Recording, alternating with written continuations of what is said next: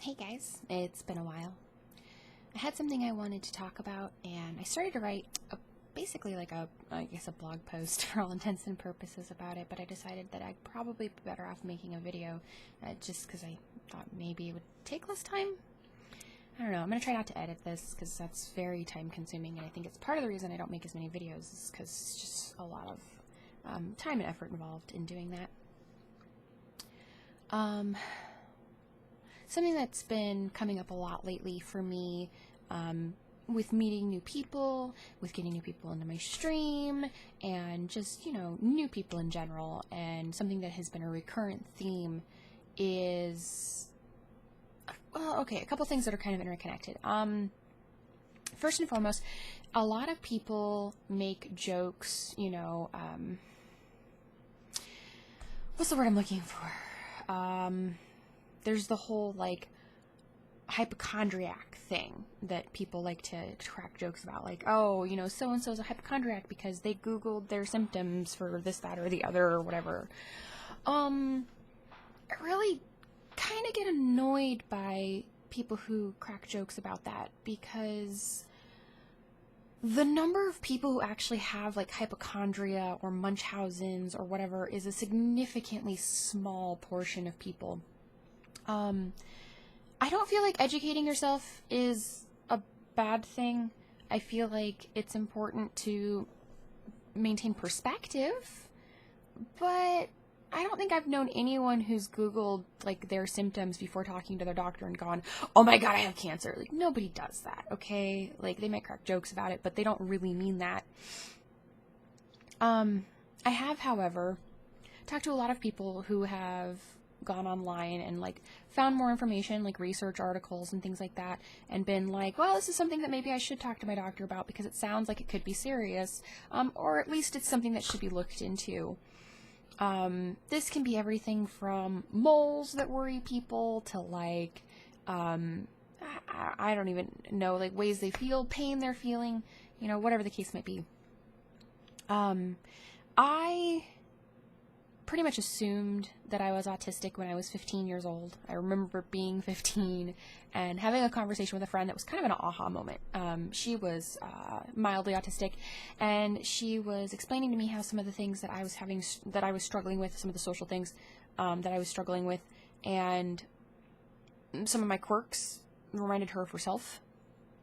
And so I started researching autism like crazy, because my only understanding of autism was very limited and very stereotyped, and coming to terms with the fact that autism was this massive spectrum disorder, and something that could vary significantly from person to person, was a concept I was unfamiliar with. And then also I remember when I finally acknowledged that there was something wrong with me physically, when I was 22, I spent hours online trying to figure out anything that sounded like what was going on with me, just anything to give me a jumping point. I wasn't going to go to my doctor and be like, oh, I have this, I found it online. It was going to be, are these things that should concern me? And maybe I'm wrong. Maybe it is more common than I realize. But in my experiences, it's not like that. And yet, people still think it's appropriate to make those jokes, and I don't think it is. For those of us who have chronic illness, we often have to be our own advocates. I can't tell you the number of times I've had to explain to a doctor what my illness is, how it works, and how they need to treat me. I've actually gone into a doctor's office and told them what medication to put me on, how many milligrams and for how long, because I knew and they didn't. I wish that was a joke. Most of you know already, I was diagnosed with Ehlers-Danlos syndrome at 23 years old. That was pretty life-changing for me. I got a lot of answers that year, actually. In that same year, I was diagnosed with autism, auditory processing disorder, fibromyalgia, and Ehlers-Danlos syndrome. It's a lot for somebody to take in. Finding out that I was going to have an echocardiogram every 5 years for the rest of my life. Finding out that everything I thought I knew about myself and my body was changing. and finding validation, actually. I mean, so there was, I guess, some good that came out of it. But it wasn't the answer I was looking for, you know?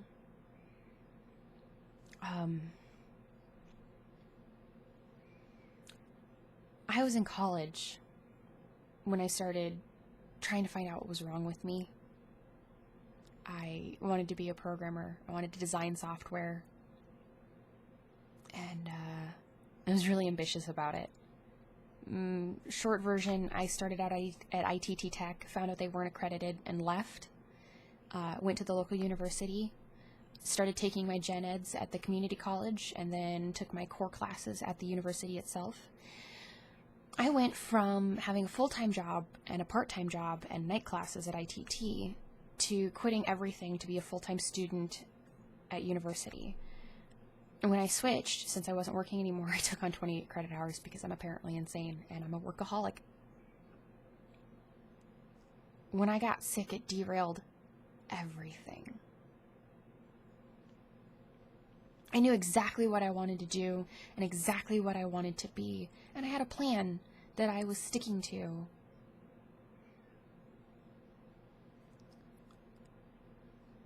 I remember very clearly the day it all fell apart. I'd been having a hard time for a while. I wasn't seeing my friends, and I wasn't getting out of the house because I could barely function. I was managing to pass my classes by some miracle of sheer determination, and I was killing myself in the process. I was sick all the time, and I was so tired all the time, and I was just kicking my own ass. The day I finally acknowledged I needed help was extreme. I had hit the lowest of the low. It took rock bottom for me to finally say, okay, something's wrong and I need help. I come from a very long line of, we don't go to the doctor. It actually took someone else telling me, you need to see a doctor. And so I took a semester off from college to pursue whatever the hell it was that was wrong with me. And I went into it thinking, I'm going to find out what's wrong, I'm going to fix it, and I'm going to go back to my life. I had no idea what I was getting into, and I had no idea how much things were going to change. I remember being scared and worried, but mostly I just remember being annoyed, you know, like this was an inconvenience on my road to my future. And I remember my doctor, for my primary doctor, going to her with this list that I had compiled of things that had been going on with me. And I wrote everything down because I didn't know what was relevant and what wasn't. I'm not a doctor. I'm not a medical professional. I don't have a clue. And I remember the look on her face when she was looking at this list. And I remember thinking, she thinks I'm crazy. She thinks I'm full of shit. And I was right. She did not believe me. The first thing she did was send me to a neurologist to rule out any possible neurological symptoms. And in fact, she did something that was kind of cruel. She said my symptoms sounded like a brain tumor. You shouldn't say that to someone. So I had MRIs done, CAT scans done without contrast. I had my brain scanned every which way. And then the neurologist came back and said, your brain looks fine. You have a beautiful brain. I said, well, that's good. Thanks. I feel a lot better now that I know I don't have a brain tumor. It's awesome. And she's like, well, I'm going to send you to a neuropsychologist next. And that was a little confusing. I didn't really know why that was, but doctor's orders, and I believed in the system, and so I obediently went. And it was a good and bad thing. I did get my official diagnosis for autism, which was kind of nice because that validation felt good. You know, I had been, I didn't really tell people back then that I was autistic. I tried to hide it, which doesn't work great because then when people start to get to know you and you do quirky things, they just think you're an asshole or they think you're a freak. And then I got diagnosed with my auditory processing disorder and was finally able to have someone explain to me why I didn't remember auditory input, and learning that this was a disconnect in my brain, and being told, well, there's ways you can compensate for this and there's things that you can do. And I remember that helped a lot, actually. But the other part didn't help. When she asked me about work and school, and I explained that I just want to get this over with so I can go back to classes and, you know, go back to boring ass homework. But, you know, I was like, you know, I told her how excited I was to get my degree and how important it was to me. I also later requested a copy of my medical file.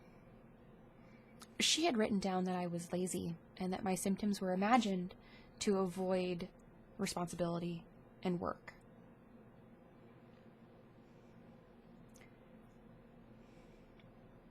When you pour your heart out to someone who doesn't know anything about you,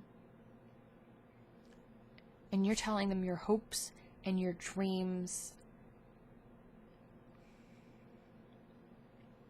when you're telling them how much something means to you and how hard you're fighting for it, and then having them not just write you off and call you a liar, but to put that in your medical records so that everyone who ever sees you again will read it. It's the ultimate betrayal. My primary doctor at the time read that note, and she recommended that I no longer seek treatment, but that I go to therapy and counseling, because there was nothing wrong with me.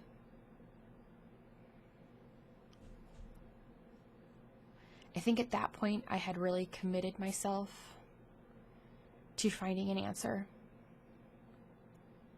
I didn't want there to be something wrong, but there was something wrong, and I wanted to fix it. And I was going to do everything in my power to get my life back. So I told her to go fuck herself. And I went and found a new doctor.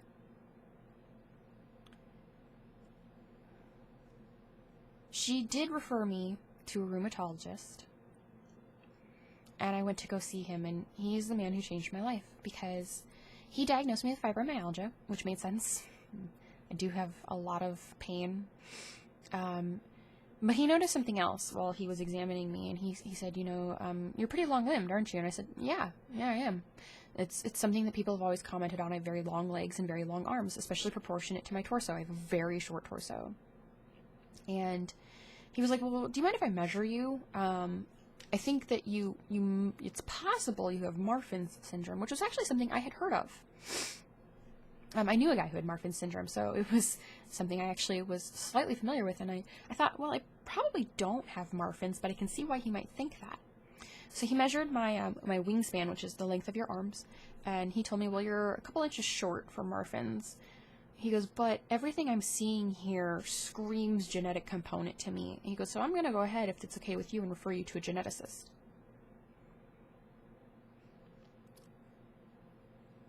At this point, it had been probably 6 months of going to doctors and specialists and dealing with this and being out of school on hiatus. And I was only supposed to be gone for a semester, and this was turning into a much longer affair. And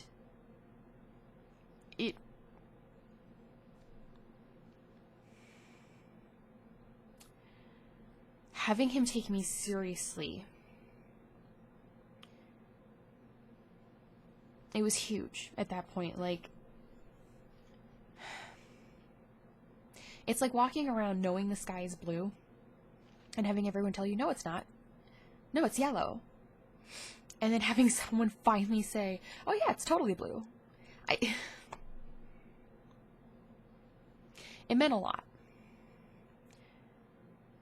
4 months later, I walked into the Monroe Meyer Institute at the University of Nebraska Medical Center to see the geneticist that worked there. And I remember I was freezing. It was so cold in that building. And I sat there waiting for him to come in and talk to me. He came in, he sat down, and he had a folder on his lap, like that thick, and he slapped that down onto his lap, and he goes, well, we could do a blood test, and we'll probably do a blood test, and we could have a really long conversation, but the short story is you have Ehlers-Danlos syndrome. And I was like, what now? I had no idea what he was talking about, and, sorry. He started explaining it to me, and I just remember sitting there and thinking how everything he was saying made sense. And I said the stupidest thing in the world, and I asked him, okay, how do I fix it? Because I still had my plan, you know, my dream, my ambition. And he's like, well, it's incurable. It's not really treatable either. He goes, the symptoms can be managed. And he said, and it's progressive. I was like, what do you mean it's progressive? And he goes, well, the harder you are on your body, the faster you will get worse.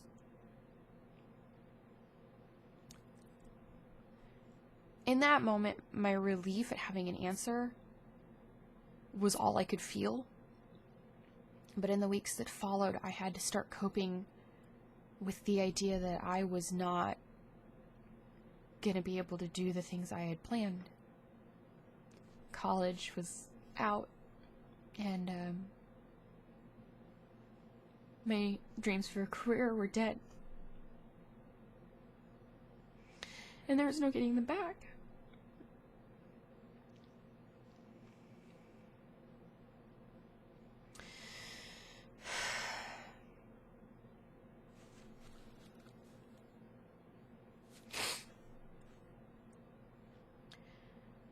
I talk to people all the time because I try and raise awareness, about EDS and invisible illnesses. And these days, people always say, well, you seem so healthy. And I'm like, yeah, there's a reason why, and it's because I take better care of myself, and I've learned my limits. And I've learned when to say no, and when to say, like, I can't do that. It's too much for me. I remember waking up some mornings back before I could do that and feeling like I couldn't even move. I was in so much pain. And they had me on so many drugs, and I just wasn't myself anymore. And I didn't want to feel that way anymore.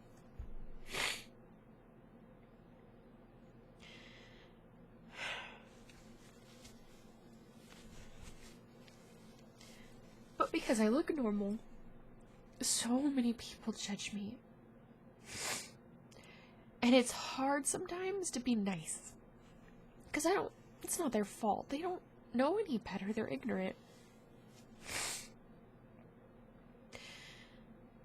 But every time somebody says to me, oh, I'd love to do what you do. I'd love to just stay home all day. It breaks my fucking heart. Because I would give anything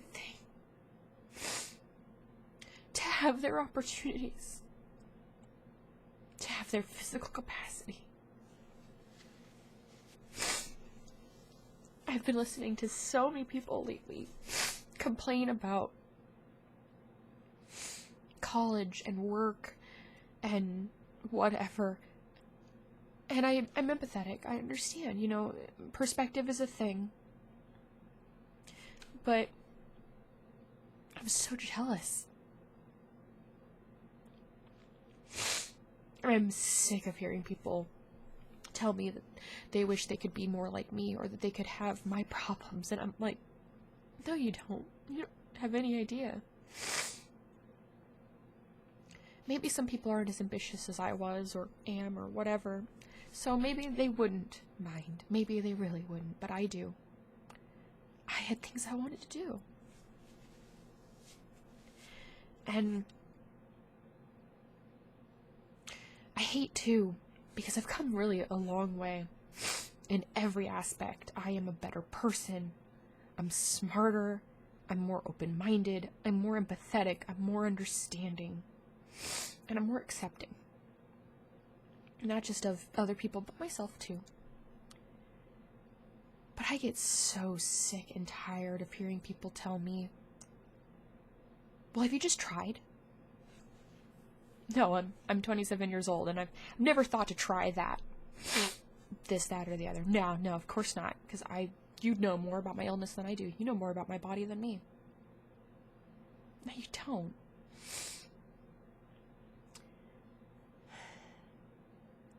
I've had people recently tell me, oh, you could totally do that. I had somebody very recently tell me, you could totally go back to college. And I'm like, no, I can't for a lot of reasons. For one, I don't have money. And no, I cannot get loans. And even if I could, why get a degree for a career I can't work? And some people will tell me, and I've had this said to me a lot of times, well, won't you just feel accomplished? I feel like getting a degree for a job I'll never work is frivolous and a waste of resources. It just doesn't make sense. But I'm really just sick and tired of people thinking they can tell me who I am. No one can tell you that. Nobody. You are who you are, regardless of what everyone else wants to think. And I think that people don't appreciate the things that they have. I've had to learn to appreciate the little things because it's all I've got. So it's like every day that I wake up and I can run around without my cane. That is an amazing, phenomenal day for me. The highlight of my week is a day where I don't need my cane.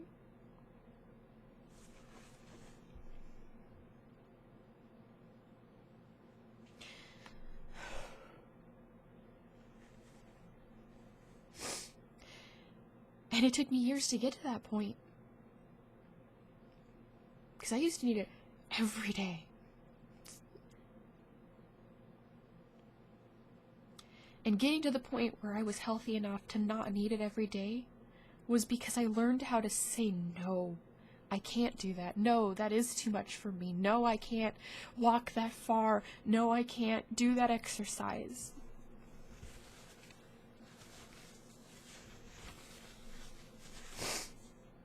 I've had people say, well, you should try jogging or just walking. That's great. Sounds awesome, right? Sure, sounds simple and easy, except that if I walk for 3 blocks on a bad day, I can spend days recovering from that. Are there days I can do it? Yeah, absolutely. But only I know what those days are. And that can change in a moment. I've had friends get mad at me for canceling plans at the last second. And I've had to explain to them, I'm tired. And they're like, well, just power through it. Drink coffee. And I'm like, no, you don't understand. I have chronic fatigue syndrome, okay? Like, I have zero control over when this happens. I don't want to miss out on the fun that everyone else is having. I don't want to be stuck at home by myself and bored out of my skull. I want to be part of things. I want to be a normal person. And yet everyone treats me like I'm just not trying hard enough.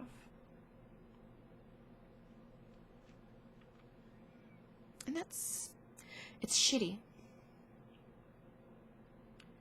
So, when people make jokes about looking up information online about medical things, rethink it.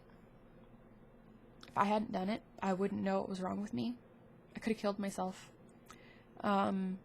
I was straining my heart to the point where I did permanent damage. And it could have failed. And that's kind of terrifying. If I hadn't stopped when I did. I know my limits. And no one has the right to make me feel bad for doing what is right for me and healthy for me. And I only figured that out because I went online and I said, what can I find out? I'm not saying that the internet's going to answer all your questions, but I'm saying that being your own advocate and staying educated is important. I read medical journals on EDS all the time. I read about the new research and the case studies. And I read about autism all the time. I hear a lot of the time, like, people all the time, oh, I would never have guessed you were autistic. And I'm not sure why they say that. I mean, I know why they think it, but I don't know if they think that it's appropriate to say or if they think they're complimenting me. But a lot of people who haven't known me for a very long time don't realize how different my behavior is, how much I've acclimated. I don't stim as much as I used to. I have a better social filter. I have learned a lot. I've learned a lot of new social cues, and I'm far from perfect, and probably will never get it totally right. I mean, even neurotypicals don't get it right all the time. How the hell am I supposed to? But I take a lot of pride in how well I do, and then having people tell me basically that I'm not autistic enough for the consideration kind of blows. When you are someone like me,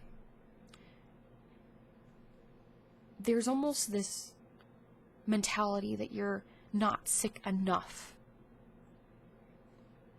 And it's such a weird concept. I've had people tell me that because I can still walk at all, that I don't have any right to use a wheelchair. And I'm like, I'm sorry, are you a wheelchair user? No. Do you have Ehlers-Danlos syndrome? No. Are you me? No. Then you have no fucking right to tell me what I do and don't need.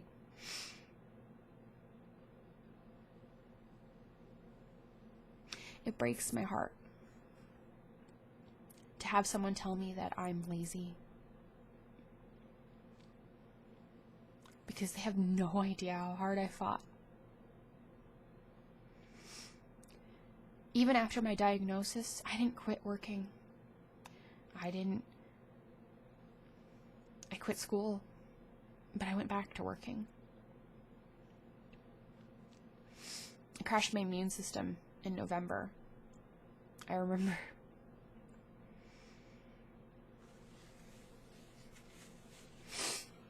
And I developed bronchitis. And I was sick for 2 straight weeks. It was awful. I was miserable. And I got fired. Of course I did. Because I wasn't at work. And I started freaking out about my bills. How to pay for everything. I was scared. And then I didn't get better. I stayed sick for 6 months. And I had to rely on my mother to take care of my financial situation. And that was embarrassing for me. And it made me feel like a bad daughter. You know, because when you get older, you're supposed to take care of your parents. And I felt like I'd let her down. And then I was a failure.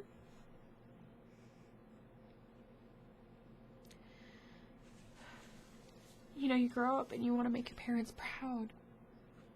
And I'd lost that opportunity forever. And then one day I started coughing up blood. And I thought, you know, it's not a big deal. I've been coughing a lot. I probably popped a capillary. It's fine. I'm really not a person prone to panic. And so I went to sleep.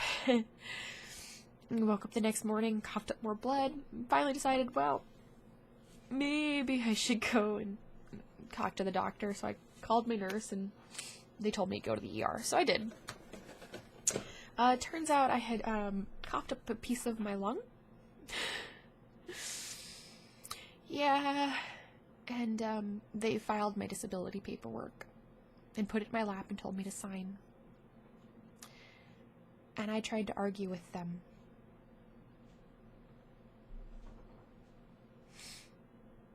I was very determined. I wasn't going to give up.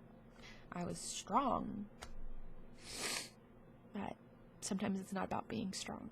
Sometimes being strong is knowing when to say that you can't do anymore. Sometimes admitting that something is beyond you is the greatest strength.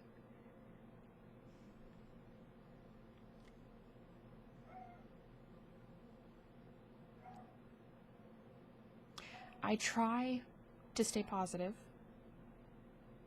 I try to look on the bright side and find opportunities where I can and do things that make me feel useful and fulfilled.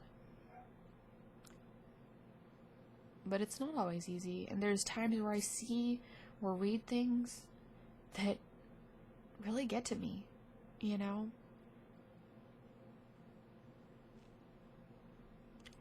It breaks my heart.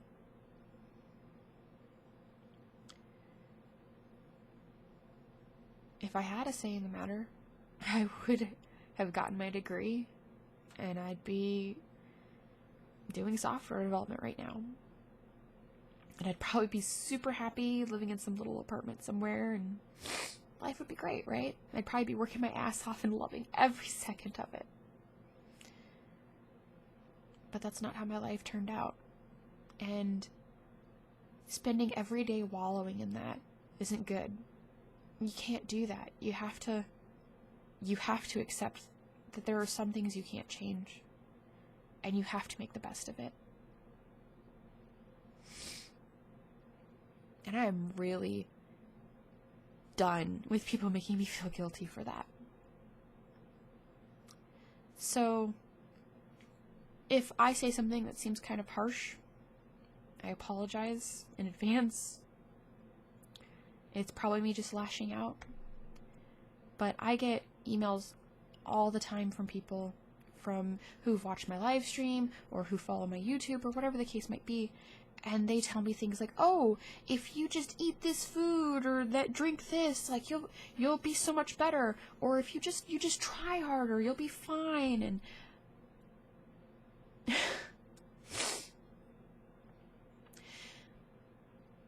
there was a girl who had EDS, and she reached out to me recently, and she told me how she had been reading this blog that claimed to cure genetic diseases. Yeah, right. Some supplement or whatever. I tell you right now, like, most of the things people are going to give you, like supplements or vitamins or whatever, it's expensive urine. Have fun with that. It's completely useless bullshit.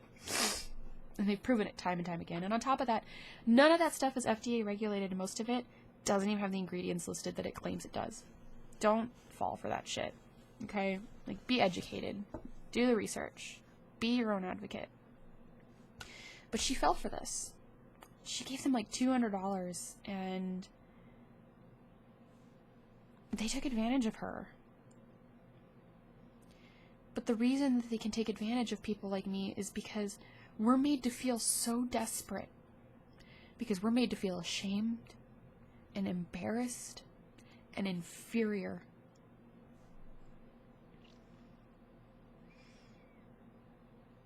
It's not fair. Life's not fair. But there are definitely things we can and should do to make that better. And what I'm asking from everyone, you're not perfect, I'm not perfect, we're all going to make mistakes. I make mistakes all the time. The only thing that I would ask from someone, be open-minded. You know, I may not necessarily believe everything people tell me, for good reason, but I keep an open mind. I think that's the best thing anyone can do. Keep an open mind. Try not to judge. I mean, obviously we do, but try not to. And if someone tells you they can't do something for whatever reason, just believe them. That's it. Just trust that they know what they're talking about. Personally, I'm okay with people asking me questions. It's fine. I don't mind if someone who's never heard of EDS says, well, how does it work? What does it do to you? That's fine. I welcome that curiosity. But if you're going to ask me questions, be willing to accept the answers. I get a lot of emails, and when I reply, people will write back and be like, well, are you sure? Or have you just tried and maybe... And I'm like, no, stop. Stop right there. Just take your hands away from the keyboard. Okay, you're done. If at any point in time you are saying to me, well, but in regards to my body and my illness, you're done. You've already fucked up.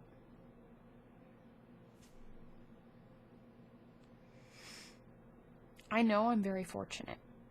I definitely know that catching my EDS when I did has made a huge impact on the way my life is today.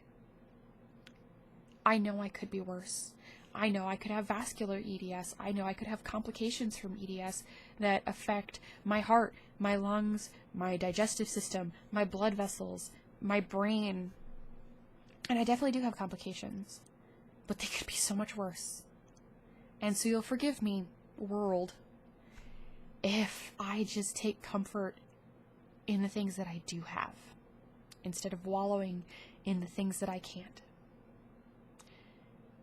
I know some people think that a college degree is the end-all, be-all of academic achievements, but you know what?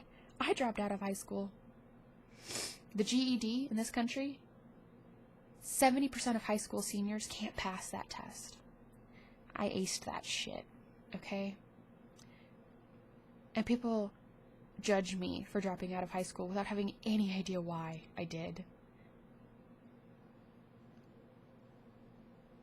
We really gotta try not to judge each other so much.